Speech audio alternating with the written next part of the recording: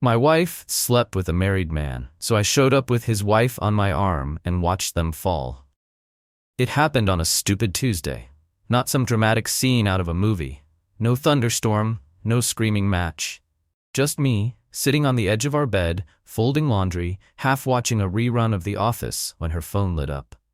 Normally I wouldn't touch it. We had that we trust each other thing going. No passwords, no secrets, or so I thought. But we had the same phone model. Both were on the nightstand. I grabbed hers without looking, thinking it was mine. Biggest mistake I've ever made, or maybe the best, because there it was. Can't stop thinking about last night, same time tomorrow? I stared at the screen like it had slapped me. Jeremy freaking Gentry, the guy with the two perfect teeth and annoying deep laugh. The guy I'd shaken hands with, had drinks with, watched football with while our wives made charcuterie boards. I wanted to believe it was a joke, some stupid flirty message from a coworker that didn't mean anything. So I scrolled, and scrolled. And what I saw? Not flirty, not stupid. Full-on affair. Photos, messages, coordinates, even calendar entries labeled team dinner that matched days she came home smelling like too much wine and a lie. I didn't cry. I didn't scream.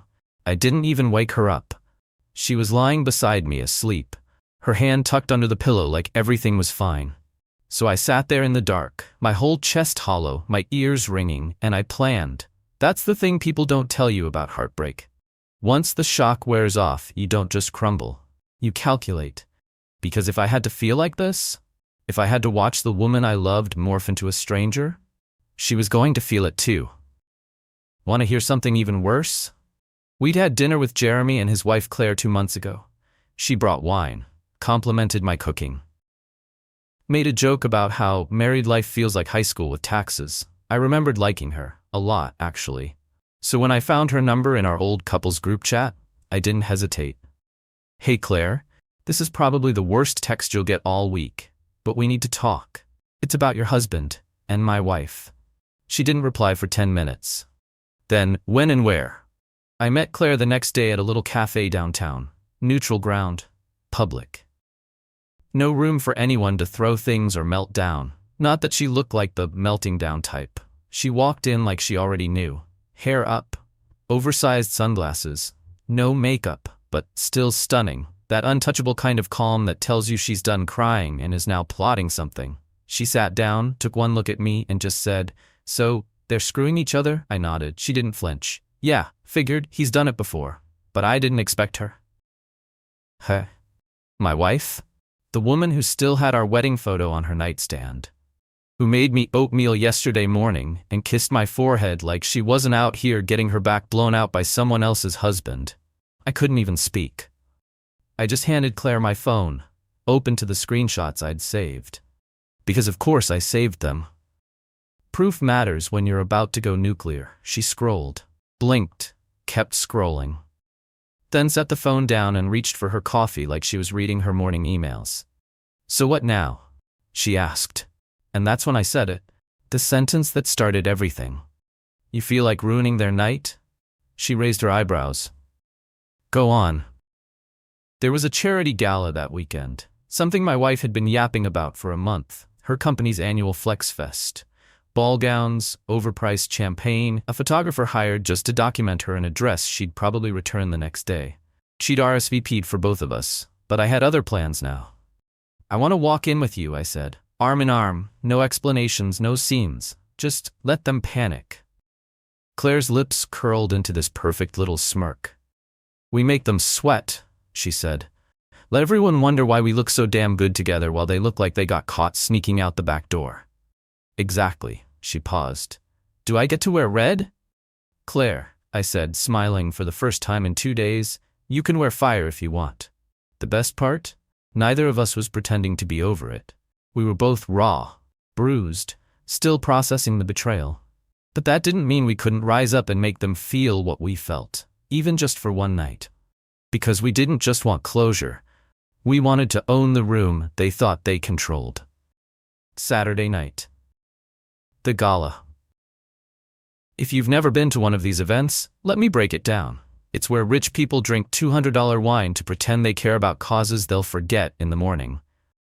It's all glitz, gossip, and handshakes, with a side of fake smiles and real judgment. Perfect place for a public takedown. Claire picked me up in a car she rented just for the night. She stepped out wearing a blood-red dress with a slit so high it could cause a scandal. Hair done up, confidence turned all the way up to "don't talk to me unless you're apologizing." Me? I wore a sharp black suit. Classic, tailored, clean. No tie, just confidence and rage, barely concealed. We didn't talk much on the ride there. Just exchanged one look before stepping out of the car like we were on a runway built from betrayal. The second we walked into that ballroom, it was dead silent for a beat. Then the music kicked back in, but the stares? Oh, they never stopped. Her friends saw me first. Then Jeremy's coworkers. Then, boom, her, my wife, mid-laugh, champagne glass halfway to her lips, wearing that silver dress she claimed was too much when I asked her to try it on for me. She turned, saw me, saw Claire on my arm, and dropped the glass. Jeremy spun around so fast he nearly tripped over himself. And the look on his face? That oh shit realization that his world just got very, very small. We didn't approach them. We didn't need to. We smiled, said hello to everyone else, took photos with a few mutual acquaintances, made polite small talk. Claire even laughed extra loud at something I whispered just for show. Every move we made was calm, collected, but surgical. And every time I locked eyes with my wife, I didn't blink. Not once. She started walking toward us at one point, eyes wide, steps quick, but I turned, whispered something into Claire's ear, and we walked away like she wasn't even worth our time. That destroyed her more than a slap ever could. The best part? We never explained a thing. Not to the people who asked, not to the ones who whispered, not even to the event photographer who caught the shot. Me and Claire at the balcony, champagne in hand, her red dress glowing under the lights. Captioned online later that night, "New power couple makes stunning entrance at annual gala." Poetic. The next morning, I woke up to 32 texts, half of them from her. The other half, Jeremy. I didn't even open them at first, just stared at my phone like it was buzzing with mosquito energy, high-pitched, desperate, and completely ignorable. The first one I did open? From my wife. What the hell was that? "You embarrassed me. Can we talk, please?" The classic switch from rage to panic. Like I'd done something to her. Like she hadn't lied, cheated, and gaslit her way into this mess. But the one that made me laugh? "You could have just handled this like an adult." As if calmly strolling into a black tie gala with the wife of the guy she was sleeping with wasn't the most adult move I've ever pulled. Jeremy's messages were worse. "Look, man, we didn't mean to hurt anyone. Things got complicated. You can't blame Claire, she's just being emotional." Oh, I blame Claire for making that night iconic. Speaking of Claire, she sent one text. Just one. We broke the internet. And included a screenshot of the gala photo. Us on the balcony, red and black like vengeance personified. It had over 20K likes on some gossip page. Comments were wild. "Who's that couple? Isn't that Jeremy's wife? That's some poetic revenge." Even people who didn't know us could feel what that photo meant. Later that week, my wife actually showed up at my apartment. I opened the door just enough to see her. Mascara smudged, sweater too big, hair thrown up in the kind of bun that screams, "I didn't sleep because I was spiraling." She started in immediately. "You didn't have to humiliate me like that. You didn't even let me explain." I held up a hand. "I saw the messages. I saw everything. I don't need the director's cut." She blinked. Tears welled. The weaponized kind. "I'm not sorry I did it.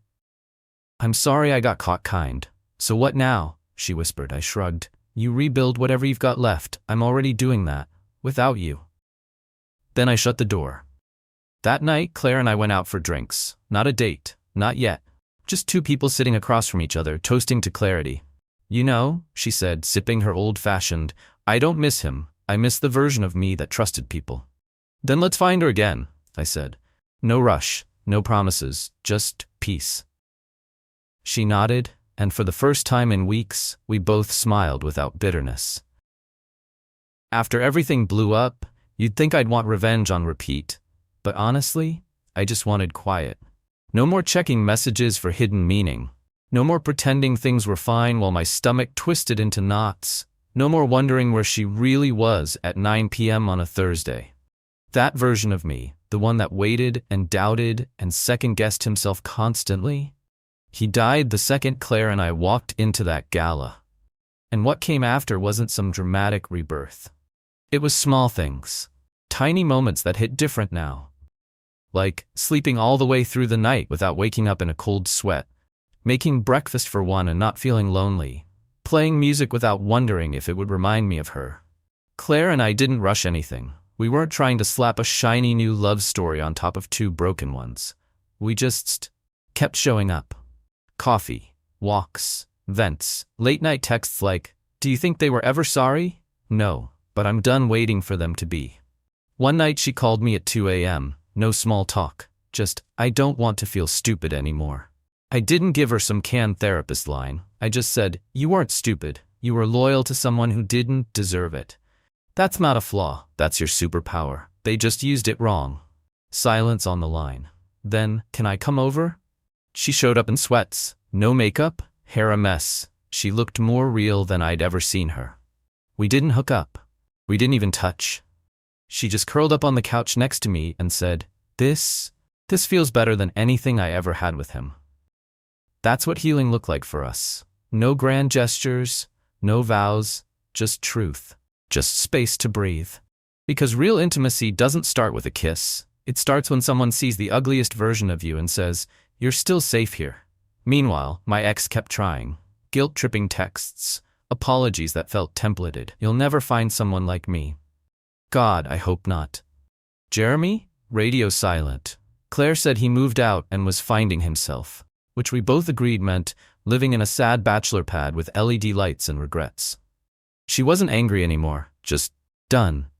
And I finally was too. Claire called me on a Tuesday afternoon. Her voice was calm, but there was something different underneath it. Not panic, not sadness, but a weird mix of excitement and hesitation. Like she didn't know whether to scream or whisper.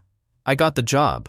My stomach flipped. She'd been applying all over, not just to escape Jeremy's shadow, but to actually find herself again. I encouraged it every step.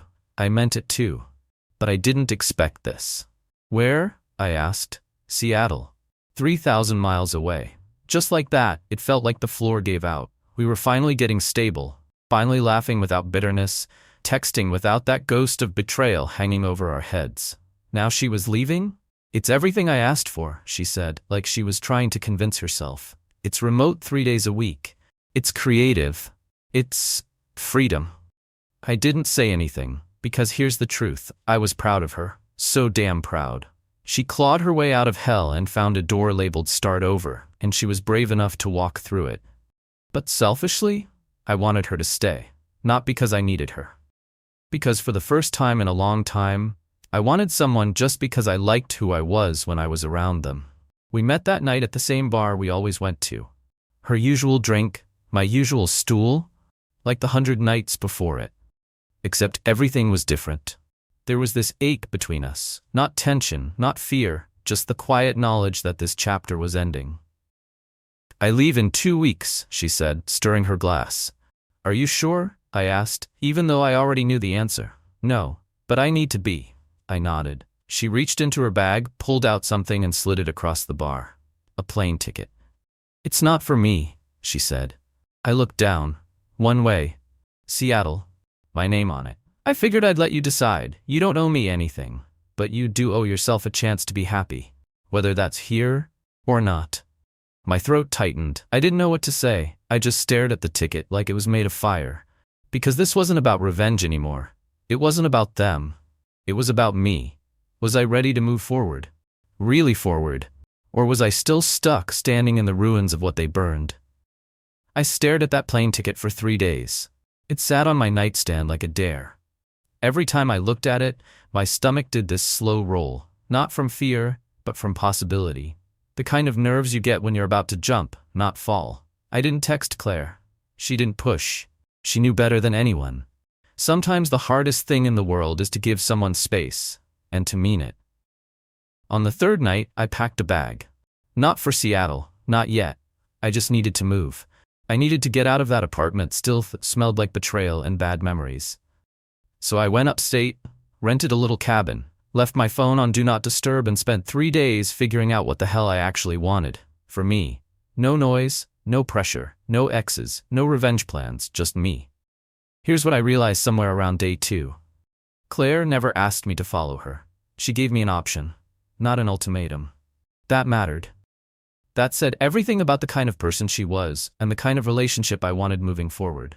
Because let's be real, what I had with my ex, that wasn't love. That was codependency, dressed up in holiday cards and shared rent. Claire, she saw me, even when I was broken. Especially then. When I got back, I finally called her. She answered on the second ring. Hey, she said. No edge, no panic. Just Claire. I didn't take the flight, I told her. Okay, she said, not sounding surprised. But I didn't stay stuck either. I needed to know what I was walking toward, not just what I was running from. There was a pause. So, where does that leave us, she asked, and this time I had an answer. Wherever we want it to. We didn't pack up our lives and move across the country. We didn't jump into some long-distance fairy tale. We started visiting. 1 weekend a month. Her in New York, me in Seattle. No pressure, just growth. Space. Honest conversations. Real time, not rebound. And somewhere between those flights, those 2 a.m. phone calls and shared playlists sent back and forth, it became real. Not perfect, not performative, but real. And my ex, she faded out, like static when you finally changed the channel. Jeremy, last I heard, he was dating someone 15 years younger and calling it soulmate energy. So yeah, that tracks. Claire and I, we just kept living. Louder, smarter, softer, together, but separate when needed. And not once did either of us regret that gala. That was the moment we stopped being victims in their story and started writing our own. 1 year later to the day, same date, same gala, the scene of the crime as Claire used to joke. Except this time, we weren't the storm crashing the ballroom, we were the calm that followed it. She flew in that morning, wore navy this time, hair down, eyes clear. I wore gray, softer, warmer. Not trying to prove anything anymore. We weren't there to make a scene, we weren't chasing closure. We'd already found it, in the quiet. The looks we got walking in weren't scandalized this time, they were curious. Some people remembered, some didn't matter. We weren't here for them. We were here for us. Halfway through the night, she leaned in. You know, a year ago, I couldn't even breathe in this room. Me either, I said. Now I just want to slow dance and not spill wine on your dress. She laughed. God, that laugh. I swear I'd been waiting my whole life to hear it without pain behind it. We stepped onto the dance floor. No big spotlight moment, no cameras flashing, just us, moving. No script, no revenge plan, no weight, and for the first time in a long time, I felt safe. When we got back to my apartment that night, she kicked off her heels, pulled her hair into a messy knot, and curled up on my couch like it was hers. Maybe it was. Maybe this was home now. Not the address, not the walls, but the feeling. I don't need a ring or a promise, she said softly. I just need to know we're choosing this every day. Every damn day, I told her. And I meant it. The phone buzzed once. A random number. Could have been her. Could have been Jeremy. Could have been the past trying to drag itself out of the grave. I didn't check it.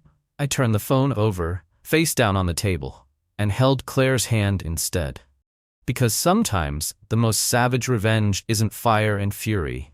It's moving on. It's healing so well, so fully, that the people who broke you can't recognize the person you've become. It's living a life so peaceful they can't stand it. It's choosing love, real love, after someone swore you'd never feel it again.